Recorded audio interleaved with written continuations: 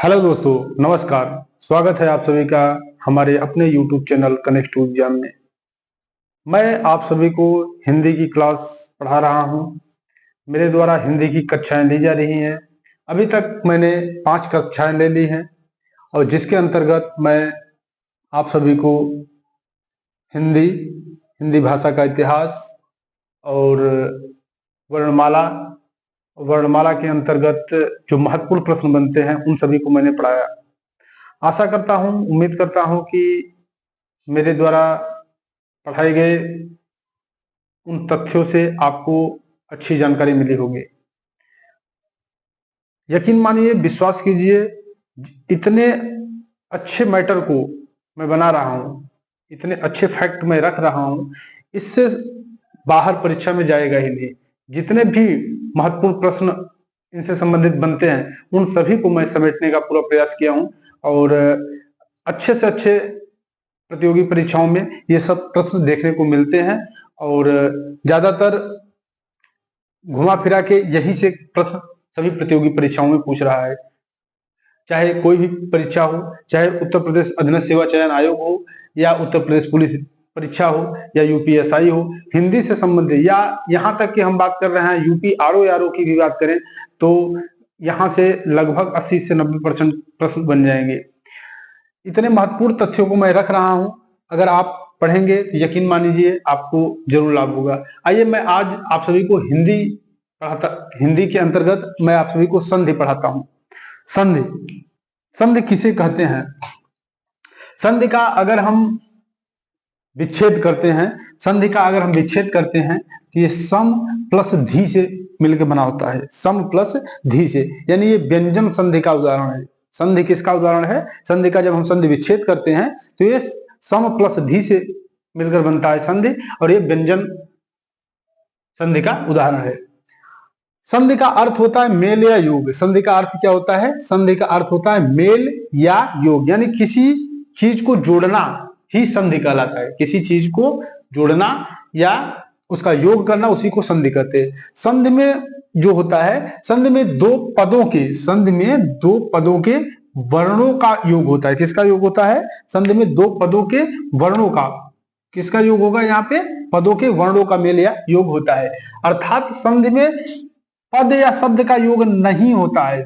किसका? पद या शब्द का योग नहीं होता, जबकि पदों के वर्णों का योग होता है।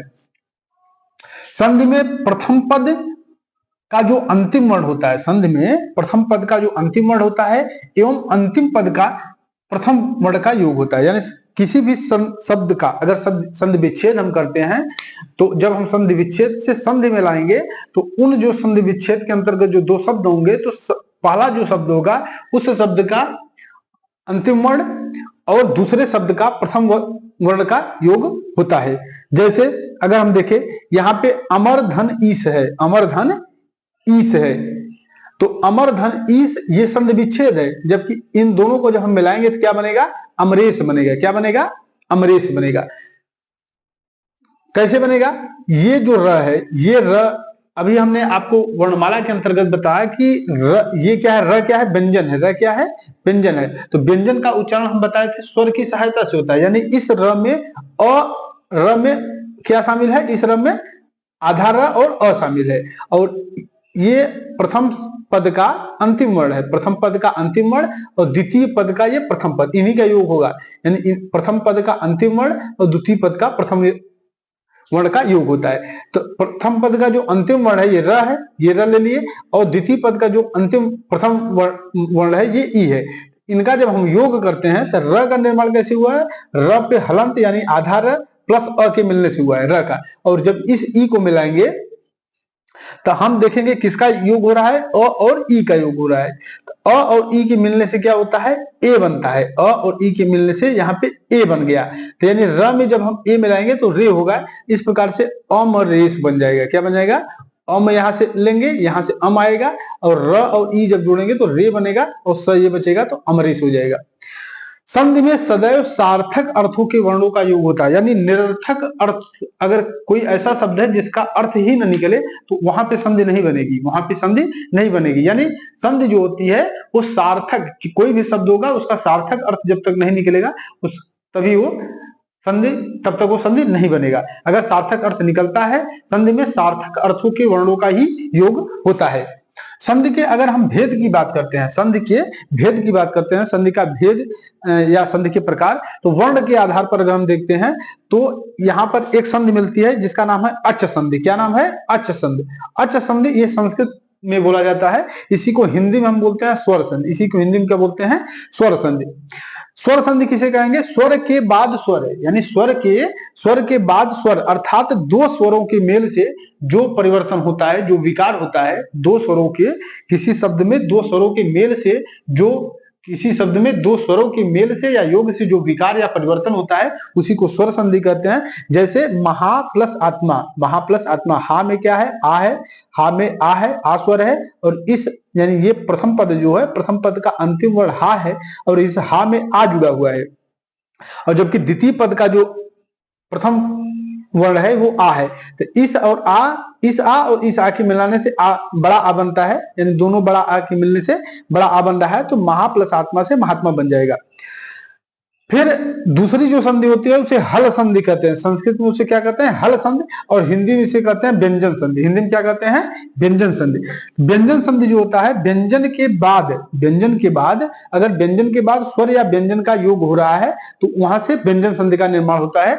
जैसे व्यंजन के बाद व्यंजन या स्वर आने से जो परिवर्तन होता है उसे व्यंजन संधि कहते हैं। जैसे अगर हम देखते हैं वाक, वाक क पे हलंत है, यानी आधा का है ये, इसमें स्वर नहीं है, तो वाक प्लस ईस, तो इसका अगर हम देखेंगे तो ये वागीश हो जाएगा। क्या हो जा रहा है? वागीश, यानी क का ग में परिवर्तन हो जा रहा है। व्यंजन संधि से संबंधित कुछ महत्वपूर्ण नियम है, अभी जब हम आगे पढ़ेंगे तो उसमें बताएंगे कि किस तरह से क से ग में परिवर्तित हो रहा है। तो ये यानी वाक में जब ईस जोड़ेंगे तो वागीश हो जाएगा, क का ग में परिवर्तन हो जाएगा। और एक होता है विसर्ग संधि। विसर्ग के मिलने से जब विसर्ग के जब मिलने से संधि बनती है तो विसर्ग संधि होती है। और अगर हम स्वर संधि की, इसमें सबसे महत्वपूर्ण अगर हम देखेंगे तो स्वर संधि है, स्वर संधि और व्यंजन संधि ये है। तो स्वर संधि की अगर बात करते हैं, स्वर संधि के कितने भेद हैं? 5 भेद हैं। स्वर संधि के 5 भेद हैं। कौन कौन से? दीर्घ स्वर संधि, दीर्घ स्वर संधि पहला, दूसरा गुण स्वर संधि, और तीसरा वृद्धि स्वर संधि, चौथा यण स्वर संधि, और पांचवा अयाद स्वर संधि। ये 5 स्वर संधि के भेद हैं। यानी प्रश्न पूछेगा कि स्वर संधि के कितने भेद हैं, तो 5 भेद। स्वर संधि के कितने भेद हैं या स्वर संधि के कितने प्रकार हैं, तो 5 प्रकार है। दीर्घ संधि, दीर्घ स्वर संधि, गुण स्वर संधि, वृद्धि स्वर संधि, यण स्वर संधि और अयादी स्वर संधि। आइए हम एक एक करके इन सभी को पढ़ते हैं।